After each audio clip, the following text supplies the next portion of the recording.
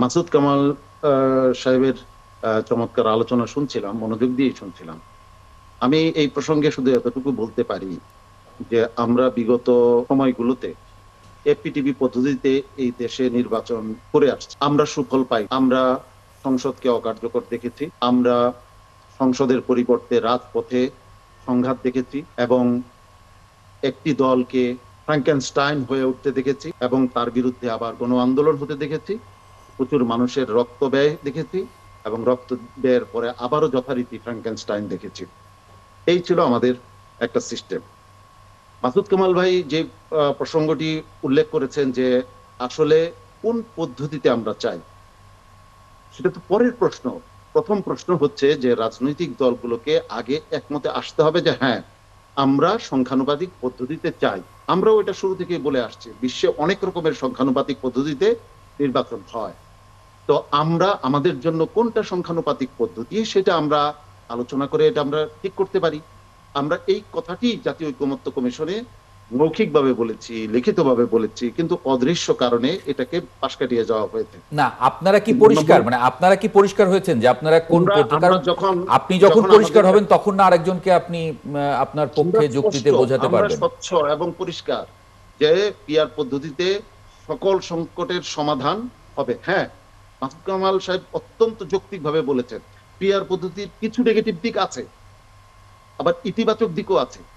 তো ইতিবাচক দিককে আমরা বেশি দেখছি, নেতিবাচক দিক দেখছি অল্প। আর এফপিটিপি পদ্ধতিতে আমরা নেতিবাচকতা বেশি দেখছি, ইতিবাচকতা দেখছি কম। এখন এখানে অনেকগুলি প্রশ্ন যে আমরা কি হোল কান্ট্রি একভাবে নির্বাচন হবে, নাকি বিভাগীয় পর্যায়ে পিআর পদ্ধতি হবে, নাকি জেলা পর্যায়ে পিআর পদ্ধতি হবে। সেটা যখন সবাই মোটামুটি একমত হবে যে আমরা পিআর পদ্ধতি করতে চাই, এখন কোন পদ্ধতিতে হতে পারে, তখন সেই আলোচনার প্রশ্ন আসে। না, আপনারা আপনাদের কমপ্লিট ধারণা তো আমি একটু জানতে চাই, আমি একটু আপনাকে সুনির্দিষ্ট প্রশ্ন করি।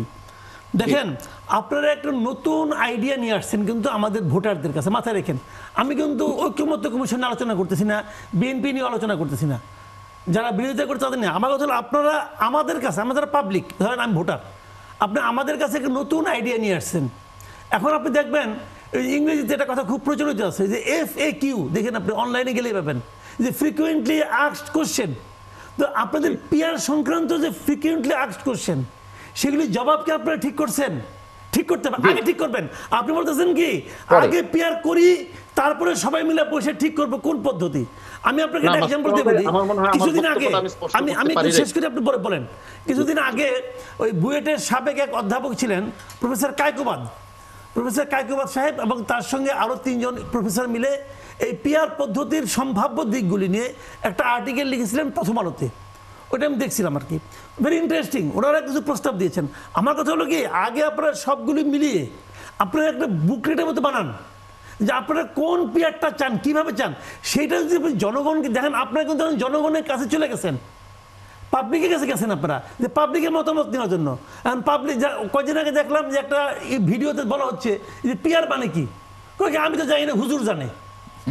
ওইটা বললে তো হবে না, ওটা বললে কিন্তু আমাদের ইমেজ নষ্ট হচ্ছে। আপনারা একটা বুকলেটের মতো বানান যে আপনি কি চান, কিভাবে চান, একদম ডিটেল লেখা, সেখানে লেখা থাকবে। সেরকম কিছু কি আপনারা বানাইছেন?